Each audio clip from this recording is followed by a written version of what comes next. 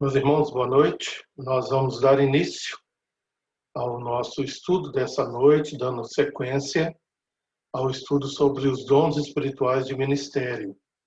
Hoje vamos falar especialmente sobre o dom espiritual de ensino, um dom muito importante na engrenagem do corpo de Cristo, porque ele é como que um filtro para a execução e para a atividade de todos os demais dons espirituais. E nós vamos então entendê-lo nessa noite, nós vamos compreender um pouco sobre ele, suas características do irmão ou do possuidor deste dom. Vamos fazer algumas comparações com outros dons que já estudamos até agora. Então nós convidamos você a acompanhar-nos aqui no estudo dessa noite. O dom espiritual de ensino, ele também está baseado no texto de Romanos 12, versículo 7, quando diz lá, ou o que ensina, esmere-se no fazê-lo. Então, aquele que tem o dom espiritual de ensino, a palavra esmerar aqui é fazer com zelo, é fazer com dedicação, e é isso que se espera, né, deste irmão possuidor do dom espiritual de ensino. A nossa definição, como sempre nós apresentamos, é a seguinte: o possuidor desse dom é poderosamente motivado por Deus para ser o canal através do qual ele suprirá a necessidade que os irmãos têm de aprender a palavra de Deus. Quer tomar a iniciativa de cooperar com o Espírito Santo, preparando o caminho dele nos corações, tornando a palavra cada vez mais conhecida, compreendida e aplicada, e levando o crente a afinar a sua vontade com a vontade de Deus. Nós fizemos dois destaques aqui nessa definição, lembrando que todo dom, nós já temos falado isso, ele é poderosamente motivado por Deus, portanto ele é um dom espiritual exatamente porque a origem dele é do próprio Deus para cada membro individualmente da sua igreja, do seu corpo. E especificamente o dom de ensino, ele vai, como eu já antecipei, vai trabalhar especificamente com a palavra de Deus. Então, uma vez detectada a necessidade de que irmãos sejam orientados em relação à palavra de Deus, é este que possui o dom, então ele se aproxima e ele então supre essa necessidade de aprender. E ele faz isso de uma forma bem específica, ele torna a palavra cada vez mais conhecida, e não apenas conhecida no sentido de fazer a leitura, mas compreendida e, sobretudo, aplicada na vida da pessoa que tem essa necessidade de aprender a palavra de Deus. E a definição termina dizendo que o crente, portanto, que vai se aproximar da palavra de Deus pela instrumentalidade do dom de ensino, ele vai afinar a sua vontade com a vontade do próprio Deus. Então, em linhas gerais, essa é a definição e é assim que o dom espiritual ele é colocado em prática. Vamos ver aqui agora uma definição da língua grega. A palavra didascalia significa ensino, instrução, aquilo que é ensinado ou doutrina. Então, didáscalos é aquele que pratica o ensino da palavra de Deus. Então, quando diz que é uma instrução, um ensino, um ensinamento de doutrina, é claro, a palavra de Deus é ela que está sendo lembrada aqui nessa palavra, didascalia. Então, ensino, instrução e aquilo que é ensinado. É uma definição da palavra grega para o ensino. Agora, um detalhe interessante é que o ensino ele é colocado na Escritura Sagrada como uma obra que não somente o Pai faz, mas também o Filho e o Espírito Santo. Nós temos, então, alguns textos que falarão dessa trindade que ensina. O verso 29 de Mateus 7 é o texto que se refere a Cristo ou seja, né, o Filho, e diz o texto, porque ele as ensinava como quem tem autoridade, não como os escribas. Você vai se lembrar que aqui está relacionado aos ensinamentos de Jesus no Monte das Bem-aventuranças. E ali ele ensinava como quem tem autoridade. Então, era papel de Cristo, fazia parte do seu ministério, da sua missão aqui na Terra. Ele veio realizar a salvação, mas, sobretudo, ele veio, e a Bíblia diz, para ensinar, para curar e para pregar o Evangelho. Então, o ensino está relacionado ao ministério de Cristo. Nós vemos também Isaías 48, 17, referindo-se à primeira pessoa da Trindade, o Pai. Assim diz o Senhor, o teu Redentor, o Santo de Israel. Eu sou o Senhor, o teu Deus, que te ensina o que é útil e te guia pelo caminho em que deves andar. Então, especificamente, o profeta está lembrando que o Senhor, ele é o que ensina. Então, não apenas o Filho, também o Pai, e por fim, a palavra de Deus diz que o Espírito Santo também ensina. Lucas 12, versículo 12, porque o Espírito Santo vos ensinará naquela mesma hora as coisas que deveis dizer. Quando Jesus falou sobre o trabalho dos seus discípulos, da pregação do Evangelho, diz que eles poderiam ser levados diante das autoridades e naquela hora o Espírito Santo ensinaria o que eles deveriam falar. Então o Espírito Santo também executa este papel de ensino. Portanto, o Pai, o Filho e o Espírito Santo, a Trindade Santa. Romanos 8, 28 e 29, ele também nos mostra qual é o alvo do dom de ensino. E os versículos dizem: sabemos que todas as coisas cooperam para o bem daqueles que amam a Deus, daqueles que são chamados segundo o seu propósito. Porquanto aos que de antemão conheceu, também os predestinou para serem, e aqui está o alvo, conformes à imagem de seu Filho, a fim de que ele seja o primogênito entre muitos irmãos. Quem ensina, ensina com o objetivo, ou com o alvo a ser atingido, conformar aquele que está sendo ensinado à imagem do seu Filho, Jesus Cristo. E nós enfatizamos isso.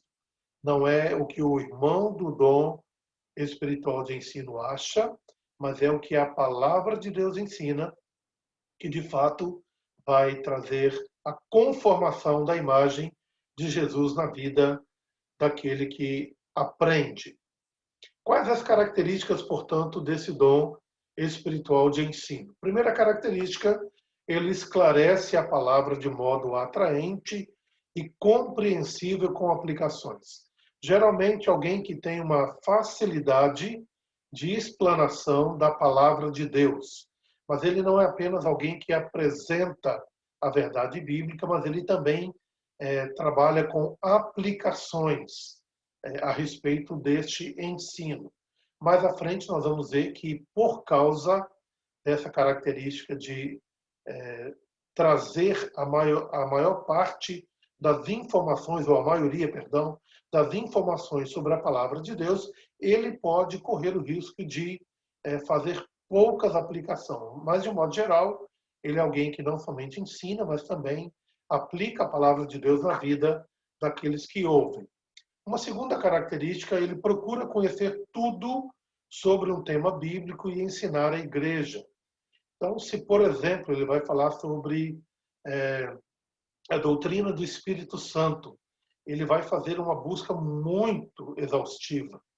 Certamente não chegará ao final dessa pesquisa, mas ele buscará, de uma forma muito intensa, tudo o que ele puder trazer sobre determinado tema. E ele faz isso para poder ensinar a igreja. E aí, quando nós referimos à igreja, é importante a gente já dizer que este dom espiritual ele é exclusivamente aplicado no contexto da igreja, o corpo de Cristo, porque trabalha-se a ideia aqui de alguém que vai ensinar a respeito da palavra de Deus.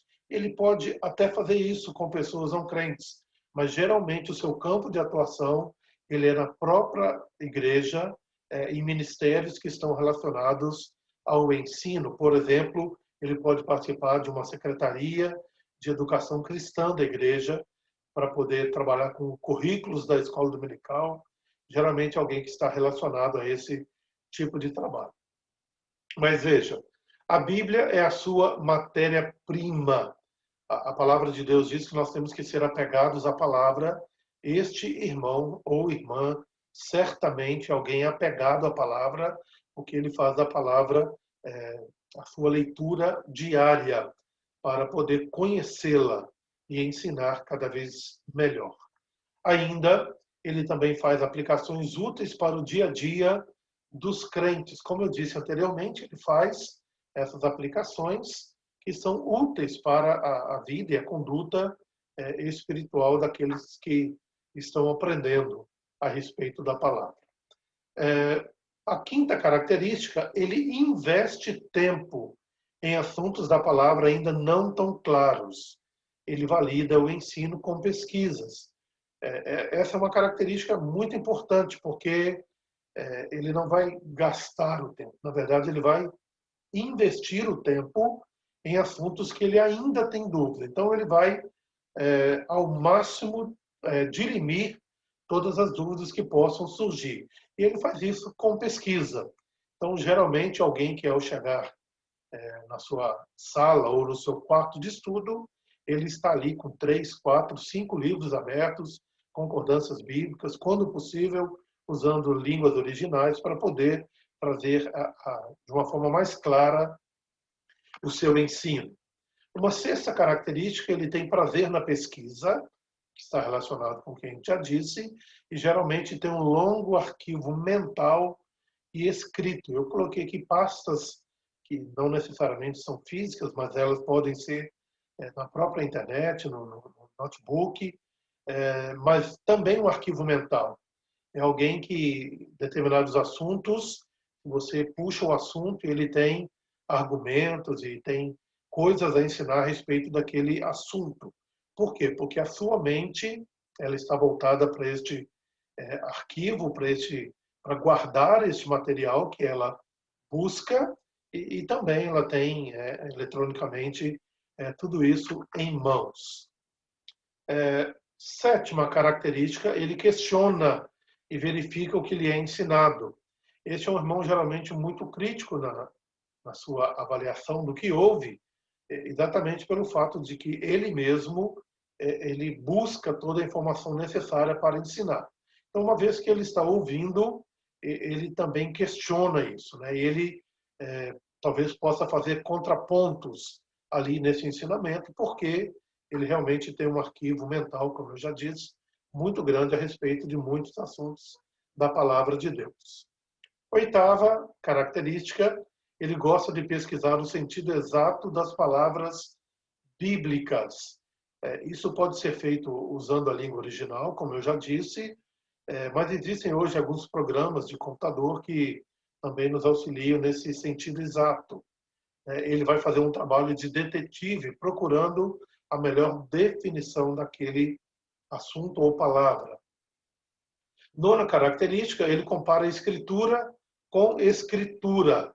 Ele percebe nuances que outros não percebem.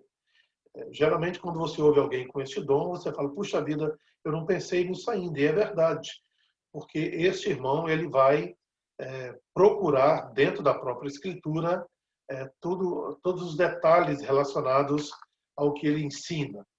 Décima característica, ele explora todo o texto. E aí ele faz uma análise que é geográfica, cultural, social e política. Ou seja, ele faz uma viagem no texto com os seus ouvintes. Muito provavelmente alguém que começa uma explanação, trazendo detalhes, né, como eu disse, geográfico, cultural, social, político, que vão acrescentar o sentido exato daquilo que ensina, daquilo que ele está falando. Então, ele tem essa facilidade e realmente é como uma viagem no texto sagrado. 11ª característica, ele resiste a ilustrações fora do contexto. texto é um, mas a aplicação é outra, e isso incomoda muito as pessoas que têm este dom espiritual do ensino. Outra característica, ele sabe que o dom de ensino é básico para a compreensão e aplicação dos demais dons. Eu iniciei dizendo que ele funciona como que um filtro em tudo aquilo que é ensinado no contexto da igreja. Então, a importância, ele sabe dessa importância, por isso o seu esmero é em poder aprender ao máximo. 13ª característica, ele não gosta de ficar preso ao ensino dos outros. Aqui, o que é o sentido aqui? Que geralmente é alguém que pega, por exemplo, uma revista de escola dominical e ele não fica preso no que foi escrito pelo autor da revista, mas ele vai procurar ainda outras informações que vão acrescentar ao ensino. Então, ele prepara a sua própria maneira, né? Às vezes até abandona aquele texto, pega apenas o tema e a ideia, e ele vai trabalhar em cima do tema. 14ª, ele não gosta de ser pego de surpresa. Pode rejeitar ou querer ensinar algo paralelo, desde que bem preparado. Então, você chegar um dia, 2 antes e pedir para essa pessoa falar sobre um determinado assunto, ele terá muita dificuldade, porque isso irá contra a sua natureza de pesquisa. Não significa que ele não aceitará, mas ele talvez fará alguma ressalva, como a gente disse, né, de ensinar um assunto próximo daquele, ou até mesmo um outro assunto que ele esteja melhor preparado. O fato é que ele estará sempre bem preparado em alguns assuntos, e quando o assunto não lhe é familiar, ele sente dificuldade em ser pego de surpresa. 15ª, frustra-se quando impedido de exercer o seu dom. Imagine, por exemplo, alguém que tenha problemas sérios, né, na sua voz, a sua garganta, alergias ou coisa assim, que tiram a possibilidade da fala, que é um instrumento, né, usado para o ensino. Isso pode frustrar a pessoa que tem esse dom, ou qualquer outra coisa, até mesmo uma enfermidade, uma cirurgia, que a pessoa tem que passar e que vai afastá-la por um longo período no ensino. Então, ele se sente frustrado, porque se ele gosta de ensinar, ele quer fazer isso constantemente. 16ª característica, geralmente está envolvido numa discussão bíblica. É interessante, ele vai gastar todo o tempo dos seus relacionamentos interpessoais, geralmente com discussões bíblicas.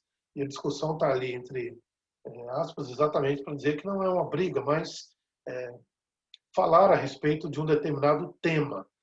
Geralmente alguém que não gosta de usar o tempo com trivialidades, né? Nós conhecemos, especialmente no seminário, irmãos que dedicavam muito ao estudo e que geralmente, por exemplo, na hora do futebol da turma do seminário, eles não iam porque eles gostavam de estar envolvidos ali no estudo da palavra ou de temas bíblicos.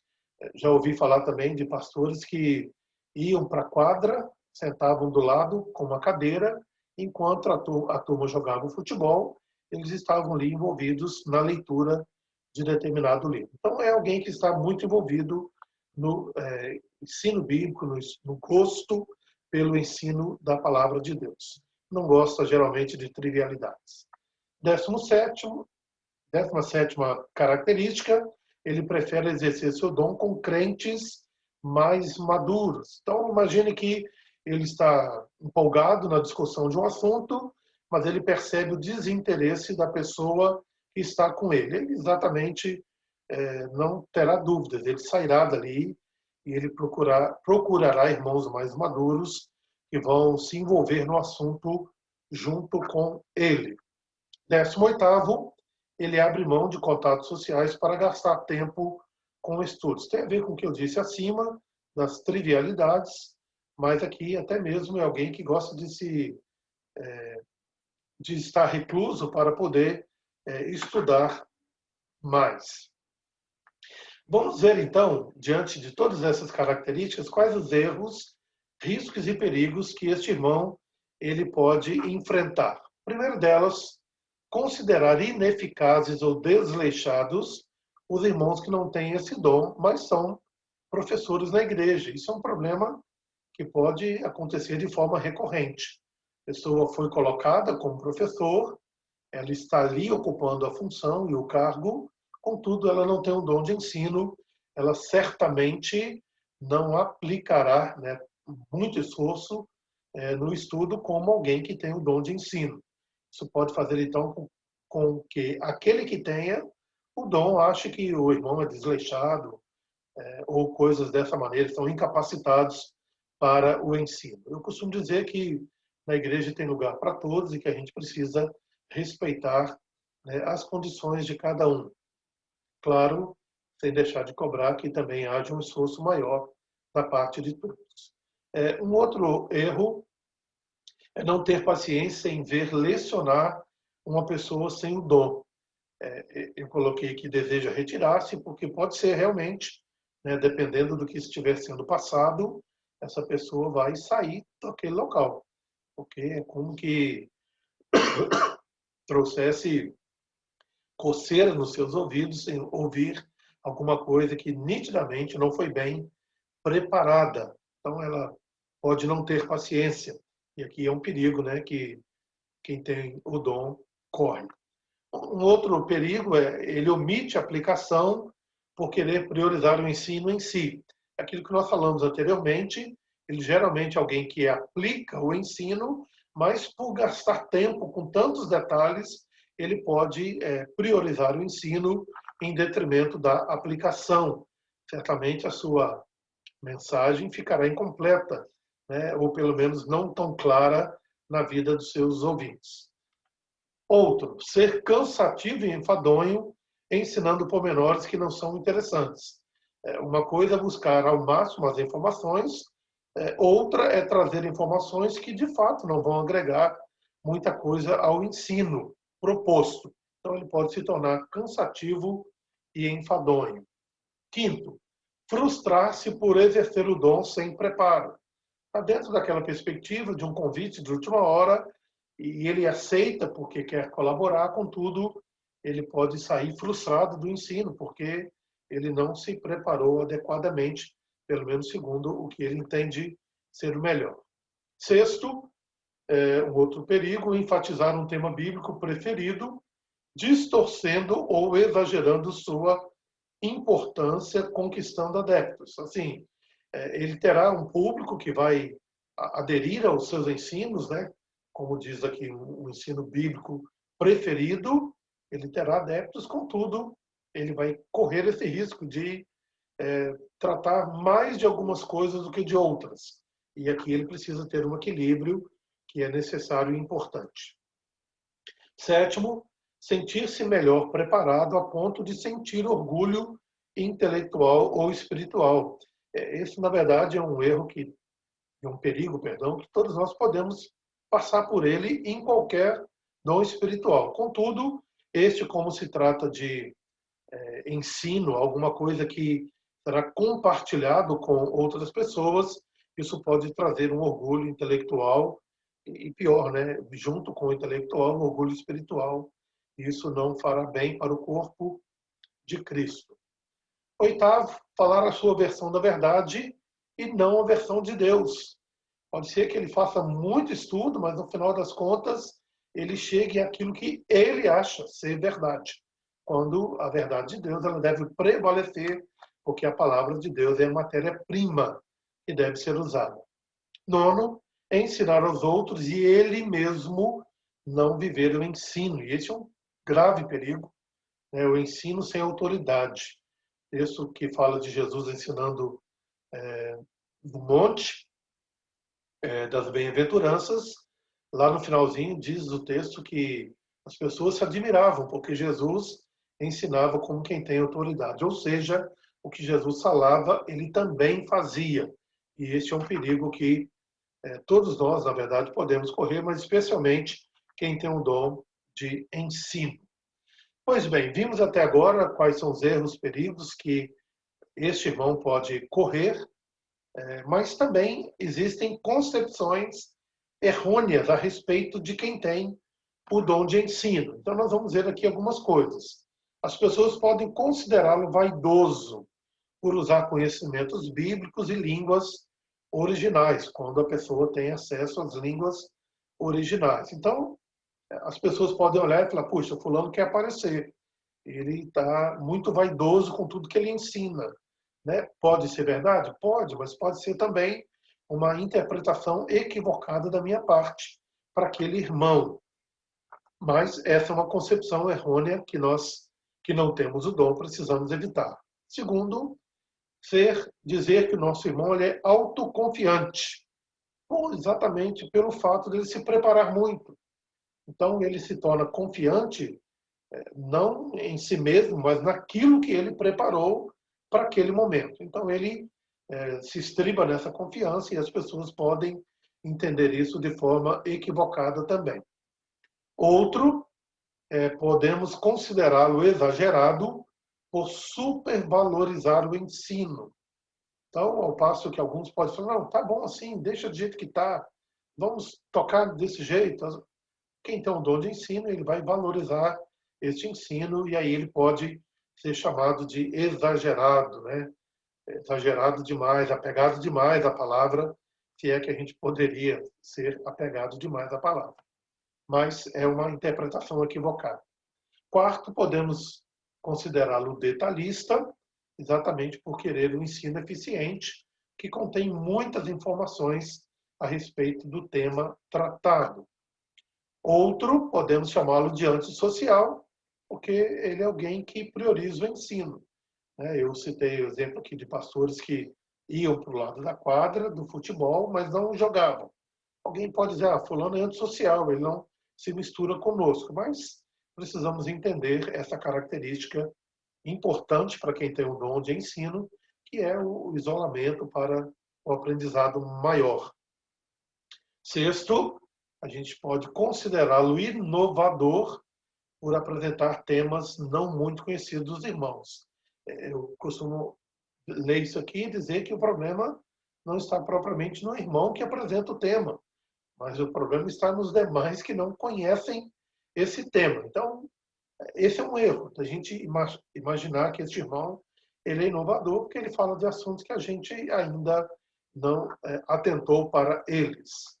Sétimo, podemos considerá-lo pouco prestativo, exatamente porque ele rejeita os convites de última hora, ou ainda para falar dentro de uma outra área que não é sua. Imagine, a gente está falando aqui de quem tem o dom espiritual de ensino, que a Bíblia é a fonte de conhecimento, e este irmão, por ser um bom professor, ele é chamado para falar de física no outro local. E, claro, ele vai negar o convite, vai abrir mão desse convite, porque não é a sua área. É provável que até mesmo dentro do contexto bíblico, ele tem algumas áreas que ele tenha se preparado mais. Então, ele pode dizer não quando se tratar de temas que não correspondem com o seu real preparo. Bem, nós vamos falar aqui, indo para o fim, de algumas outras observações que são importantes, considerando o dom de ensino. Então, a primeira delas, diferente dos demais dons, o exercício deste dom é afetado pelo grau de instrução de quem o possui. E aqui nós temos que falar isso com muito cuidado. Não significa que irmãos mais simples, com pouca instrução, não possam ter o dom espiritual de ensino. Eles podem ter, e dentro das suas limitações, eles vão se esforçar ao máximo para dar um bom conteúdo quando chamados a ensinar. Contudo, tendo dito isso, é importante frisar que o grau de instrução, ele de fato vai trazer uma capacitação maior, né? Talvez assim, recursos maiores para aquele que ministra o ensino. Então, esse é um detalhe importante que a gente não pode deixar de falar, repetindo, né? Sem jamais imaginar que Deus só possa dar esse dom para quem tem terceiro grau completo, mestrado, doutorado. Isso não é verdade. A Bíblia diz que ele distribui como lhe apraz. Uma outra observação ainda é que ele deve compreender melhor os mecanismos através dos quais o aluno aprende e a metodologia de ensino. Bem, se nós estamos falando de ensino, o conteúdo por si só, ele é ineficaz. Uma metodologia boa e mecanismos que nos ajudem a compreender melhor as pessoas que nos ouvem vão nos ajudar em muito na transmissão do ensino que está sendo feito. Então, isso é muito importante. Estamos falando propriamente aqui de técnica. Outra informação importante: mulheres podem e devem ensinar à igreja, e aqui eu falo dentro do contexto da Igreja Presbiteriana do Brasil, sob a supervisão pastoral e da liderança. Quando eu digo liderança, da própria igreja local ou de uma outra igreja que convida essa irmã para o ensino. Então, veja que ela atuará, ela fará uso do dom, mas sob a supervisão pastoral e da liderança, seja local ou seja de uma outra localidade. Isso também é importante, né? Mas frisando que mulheres têm recebido este dom e têm feito bons trabalhos muito importantes no contexto, perdão, irmãos, no contexto da Igreja de Cristo. Outra coisa, precisamos entender que princípios bíblicos, eles não mudam e eles são absolutos. Porque nós falamos de ensino, mas nós falamos também de aplicações. Se princípios não mudam e são absolutos, as aplicações variam de acordo com o auditório e elas não são absolutas. Ou seja, a mesma verdade, porque ela não muda, ela pode ser aplicada em contextos e situações e maneiras diferentes na vida daquele que ouve, especialmente do auditório que está recebendo aquele ensinamento. Então, é importante que quem tem este dom, ele esteja atento, né, a quem ele fará uso do dom. Uma outra coisa ainda, o possuidor deste dom não tem obrigação de responder todas as perguntas. Parece que na cabeça da gente, a gente acha que sim, ele tem que dar uma resposta para tudo. E o fato é que não, ele não tem que ter uma resposta para tudo. Mas é muito provável que, uma vez questionado, essa pessoa ela buscará, né, nos seus estudos e pesquisas, a solução daquela pergunta, por enquanto sem resposta. Ainda, doutrinas falsas não significa pessoas falsas. Eu estou dizendo que um crente fiel a Jesus Cristo pode equivocar-se, talvez por falta de uma orientação, a trazer um ensinamento que é falso. Isso não significa que a pessoa ela é falsa. E aqui eu faço uma distinção, por exemplo, quando Paulo combateu os falsos líderes, os falsos apóstolos, que não somente ensinavam coisas falsas, mas eles também eram falsos nas suas práticas, nas suas atitudes. O que eu estou dizendo é que irmãos podem equivocar-se e aí é importante que outros o ajudem nessa caminhada. Quando Apolo começou a ensinar sobre o batismo, Áquila e Priscila chamaram à parte e o ajudaram a entender um pouco melhor a respeito do seu ensino. Então não há nenhum problema exatamente nisso. Outro, o dom de ensino combina com os dons de exortação e profecia. Lembra que exortação não é zangar com alguém, nesse sentido, né, de repreender, mas é no sentido de incentivar outras pessoas. Nada melhor do que o ensino da palavra de Deus para trazer essa exortação. E também a própria profecia, que tem a ver com a denúncia de situações de pecado. Então, nada melhor do que a palavra de Deus também para ajudar aquele que tem o dom de profecia. Portanto, exortação e profecia combinam perfeitamente com o dom de ensino. Há quem possa ter o dom de ensino associado ao talento de ensino. Aqui é necessário fazer uma distinção, que na verdade já foi feita também lá no começo, na introdução desse assunto. Podemos conhecer muitas pessoas com talento de ensino, sejam elas cristãs ou não. E elas realmente fazem isso muito bem. Agora, é diferente de quem tem o dom de ensino. O dom de ensino, ele é uma capacitação de Deus para indivíduos dentro do corpo de Cristo. O talento, ele é dado de forma indiscriminada, seja crente ou não crente. Podemos dizer que o dom de ensino, ele passa a ser melhor desenvolvido a partir do momento que nós nascemos em Cristo. O talento de ensino, ele vem com o nascimento dessa pessoa, mas ele vai, no decorrer dos anos, com amadurecimento e crescimento, vai desenvolver melhor essa habilidade, esse talento de ensino. E aí nós podemos imaginar aquele que tem o talento associado com o dom de ensino. Certamente um instrumento muito útil para a causa de Cristo. Pois bem, vamos falar um pouco sobre o ensino na igreja. O ensino na igreja, portanto, ele pode acontecer através do dom de ensino.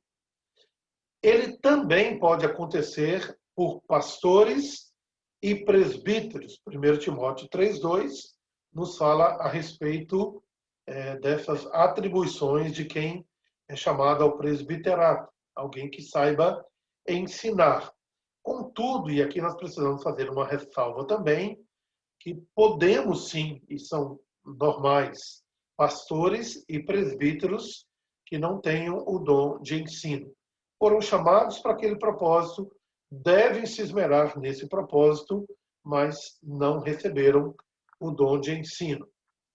E ainda, pode ser também por irmãos com talento para o ensino ou com outro dom qualquer, e aí será necessário um aprofundamento bíblico.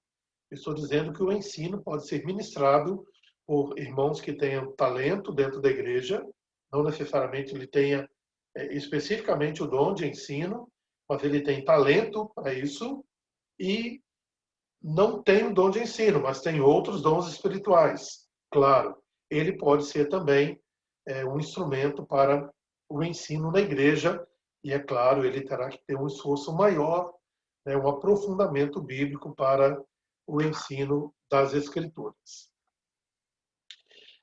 Nós vamos pegar como exemplo a parábola do bom samaritano, para a gente fazer aqui um quadro comparativo.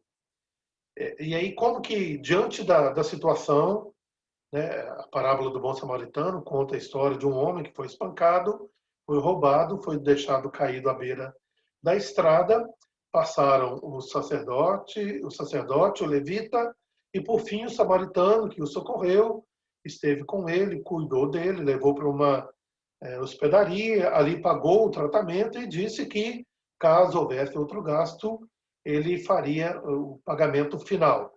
Pois bem, como que cada pessoa com um dom específico agiria diante deste quadro, desse texto bíblico? Qual seria a melhor explicação para isso? Então vamos lá. Quem tem, por exemplo, o ensino, seja o dom e seja o talento, o que ele fará para falar do bom samaritano? Ele reunirá todos os pormenores da história, geográfico, histórico e cultural, levando os alunos a um conhecimento exaustivo do texto. Então, ele vai trabalhar todos os detalhes da parábola do bom samaritano, levando a um conhecimento muito grande a respeito do texto. É provável que, ao final, você dirá assim, olha, eu sei tudo sobre a parábola do bom samaritano. Mas imagine que alguém que tem o dom de exortação, ele vai falar dessa parábola. Ele vai dizer o seguinte, ele vai falar o seguinte, ele vai passar rapidamente pelos detalhes da história, levando os alunos a aprenderem como andar nos caminhos de Deus. Ele faz abundante uso de experiências pessoais e dos demais. Então ele vai deixar os detalhes, mas ele vai se concentrar em como que Deus gostaria de usar a sua vida como aquele samaritano foi usado. E ele vai fazer aplicações na sua vida, na vida de quem ouve, quem sabe pensando num morador de rua, ali perto da igreja, que vocês conhecem. Então, ele vai trabalhar dentro dessa perspectiva. O profeta, como que ele agiria? Deixará alguns detalhes e ocupará de outros, né? Destacando especialmente quais? A conduta dos ladrões, do sacerdote e o levita, que simplesmente abriram mão de cuidar daquele homem. Ele usará o texto para denúncias, por exemplo, como racismo.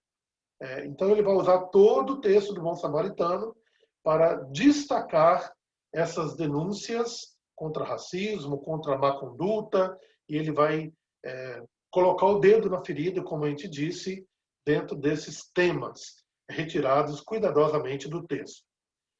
E quem tem o dom de intercessão? Ele destacará a importância, a gente não falou desse dom ainda, mas ele destacará a importância de cuidar dos doentes e hospitalizados. Ele levará os alunos a intercederem pelos espiritualmente frios. E aqui ele vai destacar o sacerdote e o levita, e quem sabe vai terminar com uma reunião de oração, pedindo para que Deus tenha misericórdia de nós e da nossa maneira de agir diante de situações parecidas. E, por fim, a misericórdia levará os alunos a sentirem a dor do samaritano e do seu abandono, destacando a discriminação sofrida através do levita e sacerdote. Ele corre o risco de deixar o texto para experiências. Então, isso é a característica do dom de misericórdia. Ele vai trabalhar a ideia de nós sentirmos a dor daquele homem, e ele vai trabalhar muito a questão das experiências, a respeito de como cuidar daqueles que estão à margem da sociedade. Então, é um quadro comparativo que nos ajuda a entender muito bem. Mas, destacando o ensino de hoje, do dom de ensino, ele reunirá os pormenores da história, e você certamente vai sair dali cheio de muitas informações a respeito do texto bíblico. Pois bem, se eu não tenho dom de ensino, isso não significa que eu não tenha que ensinar, porque é responsabilidade de todos. E Colossenses 3, versículo 16, diz: habite ricamente em vós a palavra de Cristo, instruí-vos e aconselhai-vos mutuamente. Então, lembre-se que mutuamente significa que eu te ensino e você me ensina. Eu te aconselho, você também me aconselha. Essa que é a ideia. Em toda a sabedoria, louvando a Deus com salmos e hinos e cânticos espirituais com gratidão em vosso coração. Então, se você não tem o dom espiritual de ensino, você não está livre de ter que ensinar e, quem sabe, se colocar à disposição para essa tarefa dentro do corpo de Cristo, que é a igreja. Deuteronômio 6, 6 e 7, no contexto ali da própria família: essas palavras que hoje te ordeno estarão no teu coração. Tu as inculcarás a teus filhos, e delas falarás assentado em tua casa e andando pelo caminho, e ao deitar-te e ao levantar-te. A palavra que nós destacamos aqui: tu as inculcarás a teus filhos e delas falarás. Imagine que você tenha filhos e diga assim: bem, eu não tenho que ensinar nada porque eu não tenho dom espiritual de ensino. Isso não é verdade.